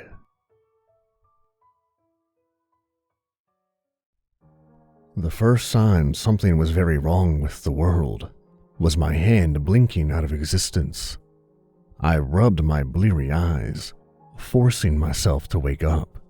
When they opened, my hand had reappeared, but static lurked around the outline of my fingers, flickering disturbingly under the light. I hurried home, dismissing them as products of my exhausted mind. Yet when I woke the next day, those rough edges were still there. The glitches started soon thereafter. Whole objects and people would freeze before suddenly speeding up impossibly, teleporting to another position in a blur. Their voices were choppy and halting, plagued by interference. I would turn a corner a little too quickly and find that an entire street had gone missing before it reappeared in blocks and rendered itself into the distance. Strange green lines of code would appear on blank surfaces before flickering away. You might have found this terrifying, but oddly enough, all I felt was mild excitement. Maybe I had watched The Matrix a few too many times as a college student, but the prospect of living in a simulation seemed pretty damn cool. I couldn't say the life I had right now was terribly exciting. After all, what did I have to look forward to? Churning out data tables like a monkey in front of a keyboard 5 days a week? Scrolling through Netflix every evening in search for a reality series I hadn't watched at least 3 times before? Forcing down pints and fake laughter with my supposed friends? Colleagues was a far better label. At that dingy bar opposite the office? Yawn. So the thought of Morpheus appearing to give me my moment of truth was one I relished. For once in my life, it meant change and purpose. It represented a chance to start over, make something new of myself. Would I be the heroic programmer, imbued with incredible powers to fight for justice? Or maybe the nefarious enforcer, defeating those who sought to break the simulation from within? My boss didn't seem to understand this, unfortunately, refusing to give me time off work to hone my hacking skills. But who cared about what he thought when he was just a line of code? All I had to do was wait. The moment finally came 3 weeks after the glitches had first begun. I was in the bar, trying to keep a straight face while Rob pontificated about the importance of going vegan again. He was always so full of shit. I wish I had the guts to tell him that, but he had 50 pounds and 4 inches on me, and I was pretty sure punches hurt the same whether you knew they were imaginary or not.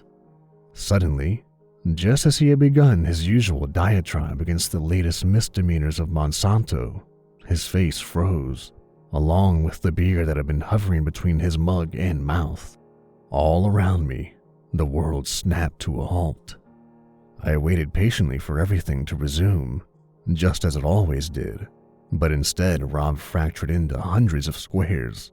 The room around me dissolved into static, the colors slowly fading until they were replaced by a monochromatic array of blackness. The beat of my heart quickened in my chest. I leapt to my feet and rubbed my hands together gleefully. Finally, the day had come. A single green line of text appeared against the black background. Error. System failure. Client rebooting in progress. My gaze roamed around the room in eager anticipation, trying to spot a door that would take me to the real world. All I could see around me, however, was empty black space. It was as if I had been swallowed up by the night sky, floating adrift within the starless universe.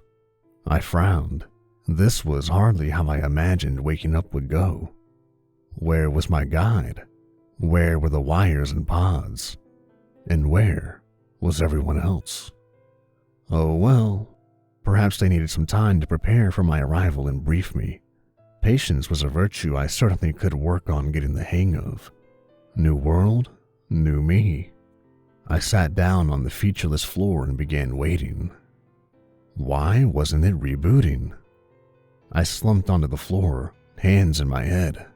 It had been several days, yet no one had come and nothing had changed. Or at least, I thought it must have been at least a couple of days. It was difficult to tell here, with nothing except the beating of my heart to indicate the passage of time. It had certainly been no less than a day, I think. Or had it just been an hour? Surely not, but how could I tell? How would I know for certain? I flicked my head up towards the error message for the 1000th time, feeling a faint shimmer of hope igniting, only for it to extinguish as the same word stared back at me, impassive and uncaring. I had tried walking around, exploring my holding area for an exit, but the dull landscape stretched on for miles and miles. No matter how long I walked, the black and green emptiness before me remained unchanged. Had I actually moved, or was I just walking in circles? It was impossible to be sure. Patience, patience, I just need to be patient. I mumbled the words over and over like a mantra, clutching them close to my chest for warmth. I didn't mind waiting, but couldn't they have at least left me something to occupy my time with here? Even prison had a wall I would be able to scratch some markings on. Here, there was absolutely nothing. I grasped the hem of my shirt, rubbing my fingers along it as I tried folding it over itself. I got to 7 folds before it became impossible to move further. A faint smile crossed my lips. A new record. I had only gotten to 6 before this. I glanced up hopefully, but once again I was met by the withering glare of those 7 icy words. The ends of the letters seemed to curl upwards, as if taunting me with a mocking smile. Shuddering, I put my arms around my knees, rocking back and forth wordlessly. "Wake up, you lazy son of a bitch. Stop sleeping." I hollered until my lungs were raw and my throat was on fire. The open palm of my hand cracked into my cheek for the 1000th time, sending blood splattering across the floor. Injuries didn't matter. After all, I wasn't actually hurt. I was just dreaming. None of this was real. I caressed the flayed skin of my cheek gingerly, chuckling as I felt white-hot pains shoot across my face. This was a pretty impressive dream, all right. It felt so realistic. No wonder I'd actually believed I was in a simulation. It felt like a decade had passed, but that was just my body playing tricks on me. Nothing to be concerned about. I had just fallen asleep for a bit too long, like a modern-day Rip Van Winkle. Any second now, I would awake and find myself tucked into my bed, the sun poking over the horizon and shining its rays into my eyes, marking the start of another exciting day of work. All I had to do was wake myself up. I curled up like a coiled spring before exploding out in a spiral as I sent my palms thundering onto my face. With an almighty crack, I screamed and the world went white, feeling myself tumble onto the floor in delirium. When I opened my eyes again, the black and green universe stared back at me coldly. My hands trembled as I clutched the hem of my shirt, instinctively attempting to fold it. My fingers found no purchase, however, the fabric having frayed almost completely. I resisted the urge to bring my hands to my head, to squeeze my brain out, just to accelerate the agonizing wait for my body to wake itself up. I stumbled to my feet, feeling the daze lift from my mind slightly. I could stand. It was time to try again. How long had it been since I had seen the face of someone, gazing upon their smile blossoming like a flower in spring? How long had it been since I had touched another person, feeling their warmth like a campfire beneath my fingers on a cool autumn night? How long had I been trapped here? Days? Years? Centuries? An hour? It was a senseless question. Time had long lost its meaning. Seconds, days, months, they were all but formless numbers, arbitrary creations to describe what did not exist. How could finite amounts make any sense when the yawning chasm of my existence stretched before and behind me, endless and impossible? They were crutches, relics from a time when I actually had purposes to occupy me. Now, all I had was the black and green bars of my prison, a sweet, blissful fantasy. The one thing keeping me sane floated into my consciousness. In it, my body was racked by immense pain, my heart on the verge of collapsing on itself. Death had finally come to save me, to take me away in its wonderful, loving embrace. I dug at the flesh on my arm. The skin was red and angry, remnants of my previous attempts to find purchase with my bruised fingernails. Suddenly, the skin finally gave way, sending a piece of my own flesh ripping off, howling with delight. I dug my entire finger into my arm, furiously clawing through the muscle as I pulled my body out from the inside, inch by inch. No matter how much flesh I raked out with my hand, no matter how many rivers of blood gushed down my arm, I remained dreadfully, painfully alive. I choose to die. You cannot deny me that. That is my right. I screamed until my lungs were hoarse, but the abyss remained as silent as it always had. I was going insane. I had to do something. Anything just to pass the time, to distract myself from the crushing weight of doing nothing except simply existing. So I began to count. 19,400,037. 19,400,038. I recited the numbers in my head as I kept my gaze fixed on my leg, plucking each strand of hair with measured precision. My tempo was regular. My breathing was controlled. 19,400,039. 86,400 seconds in a day. 648,000 seconds in a week. 31,536,000 seconds in a year. 19,400,040. I had reached that number at least 100 times.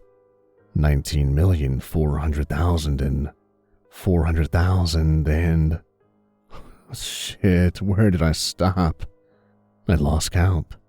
Guess I'd have to just start over. 1, 2, 3, 4. There is nothing. There was nothing. There never was anything. I am nothing. I was nothing. I never was. I am everything. I am the void. I am the emptiness. I am the infinite. I am the deathless. Green, black, green, black, green, black. 16 of my arms dissolved into the floor as I somersaulted through an ocean. Green, black, green, black, green, black.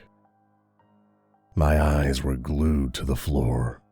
My tongue soared above in the sky. I smelled the scent of my heartbeat. I tasted my thoughts. I could hear my nails grow. Green, black, green, black, green, black. I traced the outline of some strange floating shapes with my finger, chewing on them as they buzzed around me. Green, black. Patching successful. Green, black. Reboot in progress. Green, black. I frowned as I made the shapes and everything around me disappear. These were not part of my union. A flick of my hand, and everything reappeared. I was God. I was the creator. Green, black, white, green, blue, black, yellow, green. My mind exploded into fractals. What were these colors? No, they did not belong. I did not create them. I forbid them to exist. No. A bizarre landscape of impossible colors and moving shapes had appeared. I curled up, uncomprehending. It was impossible. I had to be dreaming. Only black and green were real. Rick, hey, are you even listening to me? A smorgasbord of colors, shimmering and pulsating in the light, waved an appendage in front of me. Hey, you know it's rude to zone out like that.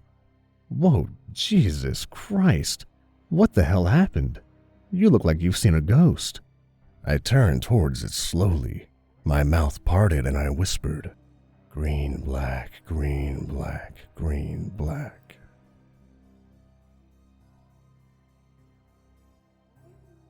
Thanks for listening, everybody. And if you like what I'm doing, leave a like and a comment down below and hit that subscribe button for more Nightmares Nightly.